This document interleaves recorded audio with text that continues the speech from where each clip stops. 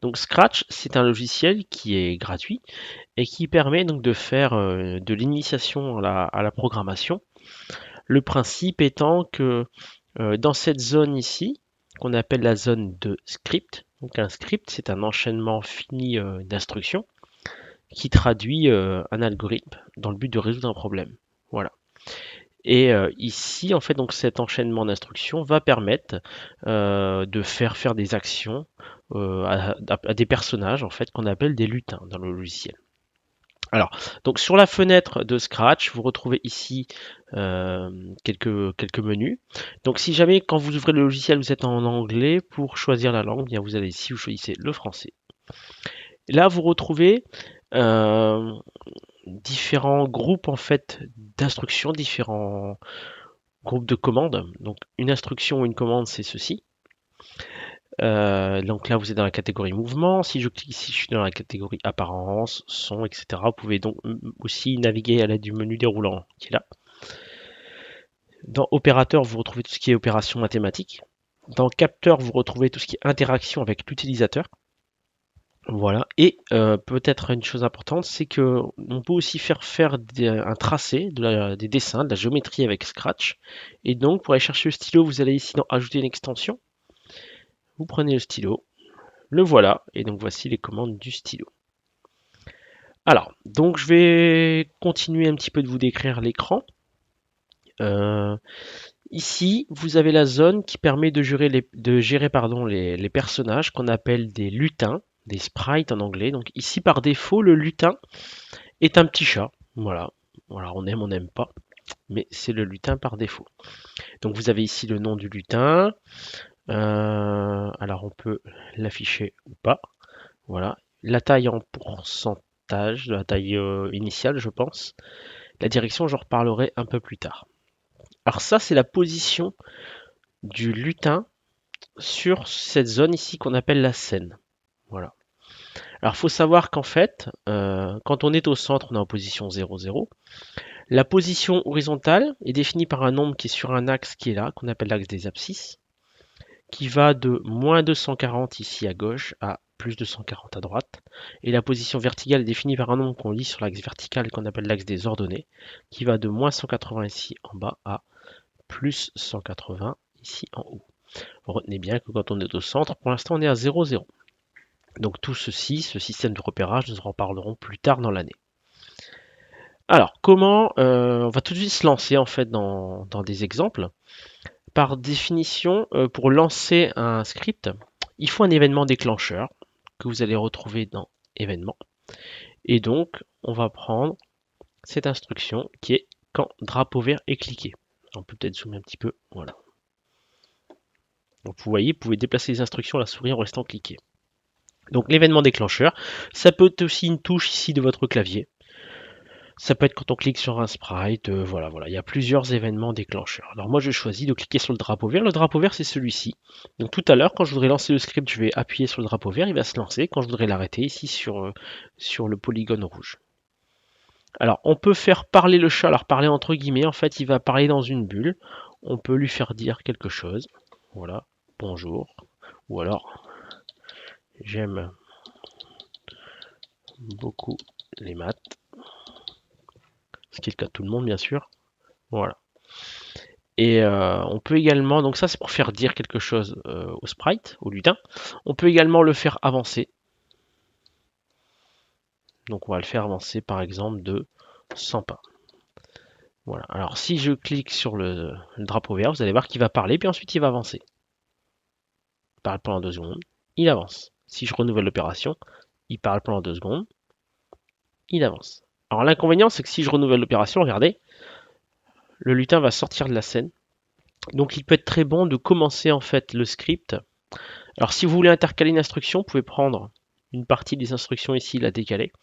Et en fait, il est bon de commencer le script ici en mettant le sprite, le lutin, pardon, au centre de la scène en le mettant à 0, 0. Ce qui fait qu'à chaque fois que je vais cliquer sur l'événement déclencheur qui est le drapeau vert, voilà, le lutin va au centre de la scène, il avance. Si je reclique, il retourne au centre de la scène, il avance.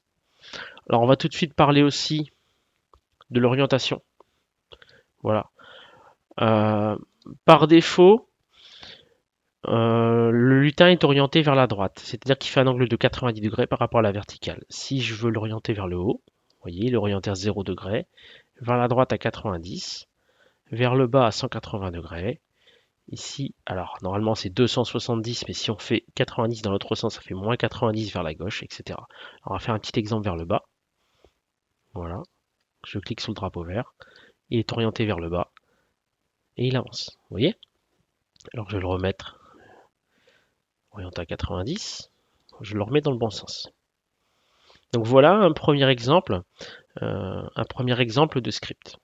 Donc je vous ai appris l'événement déclencheur, comment bien positionner dans une position qui nous plaît au départ le lutin, comment faire parler le lutin et comment le déplacer. Alors, on peut également modifier la taille du lutin. Alors, vous pouvez la modifier ici, mais dans Apparence, il y a une fonction qui permet de mettre le lutin, par exemple, à 30% de la taille initiale. Voilà, donc là, il est un peu plus petit, il parle et il avance exactement la même chose. On peut également lui faire dire autre chose. Alors, on va arrêter de le faire avancer, peut-être. Voilà, on va le remettre à 100%. Et on peut lui faire dire des résultats d'opération. Donc, attendez, je cherche la multiplication. Voilà. Donc,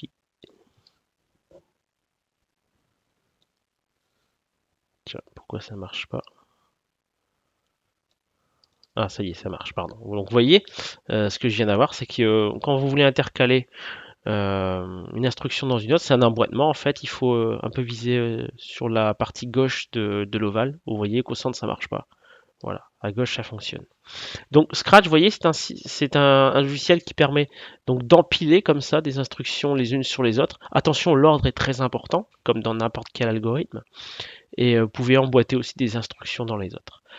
Alors, on va lui faire dire le résultat d'un calcul, mais pour ça, on aimerait interagir avec l'utilisateur. Donc, on aimerait demander quelque chose. Voilà. Donc, on va faire en sorte que le lutin, le chat, soit bien positionné. Ensuite, on va demander à l'utilisateur de choisir un nombre et d'attendre la réponse. Ensuite, on va... Alors, le chat, oui, on va le laisser à la taille initiale de 100%. D'ailleurs, on va remettre 100% au tout début. Et donc la réponse qui est donnée par l'utilisateur, on va la multiplier par 100. Donc là, si on récapitule, quand on va cliquer sur le drapeau vert, le chat sera placé au centre de la scène orientée vers la droite, on le met à 100% de sa taille initiale, il demande à l'utilisateur de choisir un nombre, et ensuite il va dire le nombre qu'on a choisi multiplié par 100. Je rappelle que quand on multiplie un nombre par 100, on décale sa virgule de 2 rangs vers la droite en complétant au besoin par des zéros. Alors je clique, voilà, choisir un nombre, allez 3 par exemple, j'appuie sur entrée, la réponse est bien 300. Alors on va prendre un nombre décimal, 6,7, ça fait bien, ah 0, pourquoi 0, j'ai mal tapé, 6,7 peut-être. Oui, alors attendez, je recommence pour être sûr. Si je tape 6,7, alors pourquoi ça renvoie 0? Je vous l'explique, je pense, je suis pas certain de moi, c'est que c'est un logiciel qui est anglais à la base, et donc en Angleterre, les virgules en fait sont des points. Donc dès que vous devez mettre un nombre décimal, je pense qu'il faut mettre un point pour faire 6,7 pour que ce soit compréhensible. Sinon, si vous écrivez 6,7, le logiciel va considérer ça comme une chaîne de caractères qui n'est pas un nombre, et donc il va renvoyer par défaut 0. Voilà. Alors, vous pouvez aussi ici cliquer pour agrandir la zone de script, ou cliquer ici pour avoir la scène en plein écran. C'est plus agréable, voilà. Regardez, hop, on voit un peu mieux. Et ici, on revient à la taille initiale. Donc voilà comment intégrer des petits calculs mathématiques, des petits calculs mathématiques dans un script. Alors, quand vous avez fini, c'est simple. Soit vous enregistrez en faisant fichier sauvegarder sur votre ordinateur. Ici, vous avez une fonction qui permet de charger un programme que vous avez auparavant enregistré.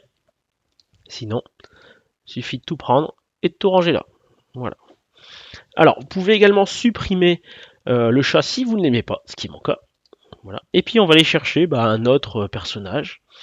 Alors ici, vous avez une fonction qui permet de choisir un sprite, un lutin dans une bibliothèque de lutins. La même chose ici pour les arrière-plans. Alors, pop, on clique sur choisir un sprite. Alors ils sont classés par catégorie, on va aller dans les animaux. Allez, on va prendre la chauve-souris. Alors, chaque lutin possède plusieurs costumes. Alors, je pense que si on clique ici, on va aller voir. Voilà, là par exemple, vous avez le costume 1, les ailes horizontales. Costume 2, les ailes en bas. Les ailes en position intermédiaire. Les ailes pour faire dodo. Voilà. Et donc, du coup, il faut repérer le nom des costumes. Je pense qu'on peut peut-être même les renommer, mais voilà, c'est pas le but. Alors, on va retourner. On va reprendre le costume. Ouais, le costume 1, c'est bon. Donc, on va retourner dans la zone de script. On va aller chercher l'événement déclencheur qui est le drapeau vert. Et on va demander à notre lutin de basculer par défaut sur le bon costume. Alors je vous rappelle qu'au début il est bon d'aller de mettre le lutin à 0, 0 et de l'orienter à 90. Voilà. Alors basculer sur le premier costume. Ensuite, vous avez aussi dans contrôle quelque chose qui est très intéressant. C'est la pause d'une seconde qui permet de bien décomposer en fait les mouvements de votre lutin. Et on va le faire changer de costume. Donc basculer sur costume bat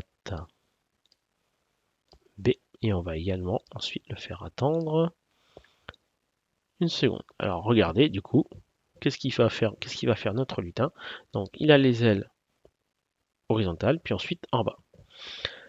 On pourrait même s'amuser ici à intercaler une commande, une instruction qui s'appelle répéter indéfiniment. Alors on la case ici, vous voyez, quand vous devez l'intercaler, la zone où il va s'intercaler est représentée en grise. Et donc si je regarde un petit peu ce que fait mon script, ici vous avez la position initiale de votre chauve-souris, et indéfiniment, donc le personnage va changer de costume entre le A et le B. Donc regardez ce que ça donne. En faisant des pauses d'une seconde, c'est bien décomposé. Et donc nous venons de créer un programme qui ne s'arrêtera pas, sauf si je clique sur le polygone rouge qui est là. Et donc c'est comme si on avait créé un petit personnage de jeu vidéo finalement. Voilà, on va l'arrêter pour le mettre en pause. Enfin, on clique sur stop. Donc je viens de vous montrer comment répéter indéfiniment une partie de votre script.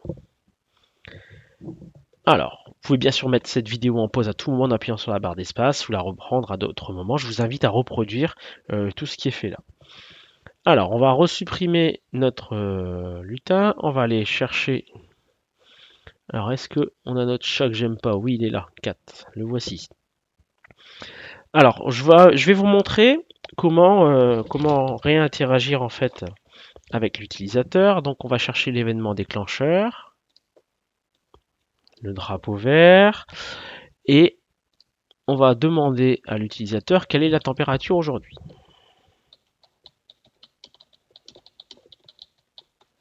Voilà.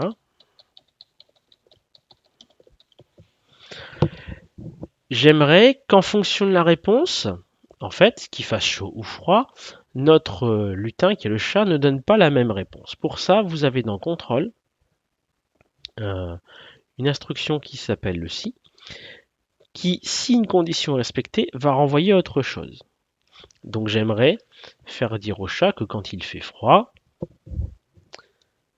il faut dire qu'il faut mettre un bonnet.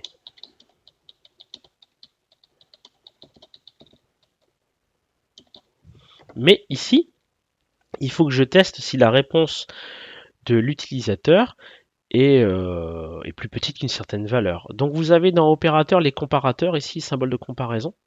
Et donc si par exemple la réponse est plus petite que 5 degrés, eh bien le chat va dire qu'il faut mettre un bonnet. Alors je vais dans capteur, je vais chercher réponse. Voilà, donc si la réponse donnée par l'utilisateur est plus petite que 5, il faudra mettre un bonnet. On teste.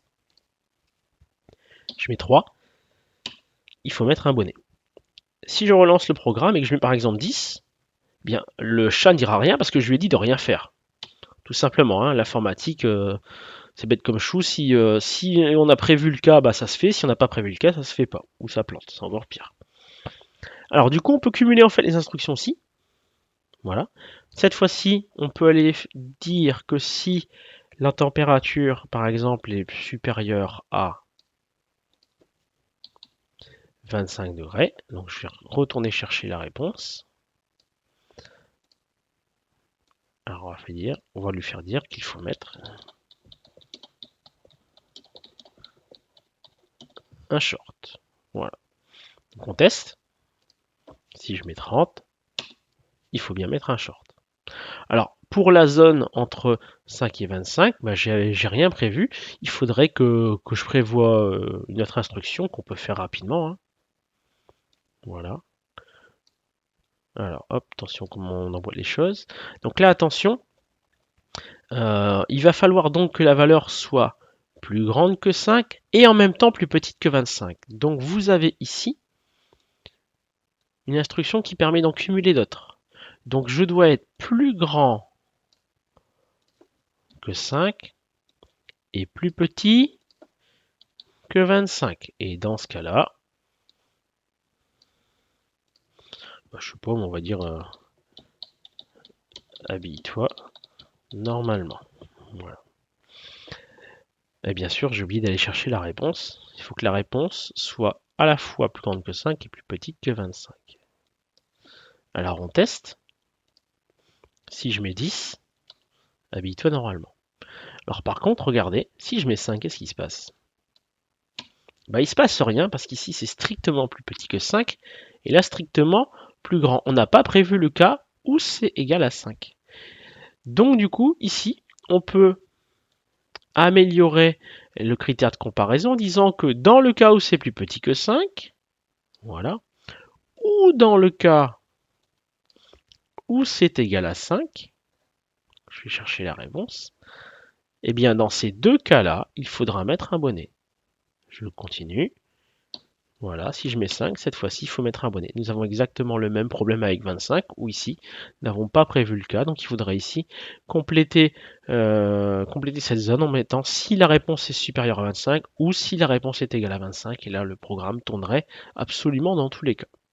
Donc vous voyez, cette instruction conditionnelle, le si là, c'est très pratique, mais il faut penser un petit peu à tous les cas possibles pour que ça fonctionne correctement. Voilà. Alors, je vais vous montrer un dernier exemple. Alors, on va ranger tout ça. Ça me fait penser que mon chat, je ne suis pas allé le mettre correctement au centre de la scène. Et je ne suis pas non plus allé l'orienter correctement à 90. Bonne habitude à prendre. Alors, je vais vous montrer comment on peut simuler un lancer de dés. D'accord. Dans opérateur, vous avez ici une fonction qui permet de choisir un nombre aléatoire entre deux valeurs. Donc un nombre aléatoire entre 1 et 6, c'est comme si nous lancions un dé. Vous avez une autre instruction qui est intéressante, à part le si, c'est le si alors sinon. Qui dit que si une condition est respectée, ça affiche quelque chose, enfin ça fait quelque chose, et du coup sinon, si elle n'est pas respectée, ça fait autre chose. Alors on va tester si notre lancer de dés, notre nombre aléatoire, est égal à 6. Voilà, donc si on a un nombre aléatoire ici compris entre 1 et 6, qui est égal à 6, alors on va faire dire au chat quelque chose. Il va dire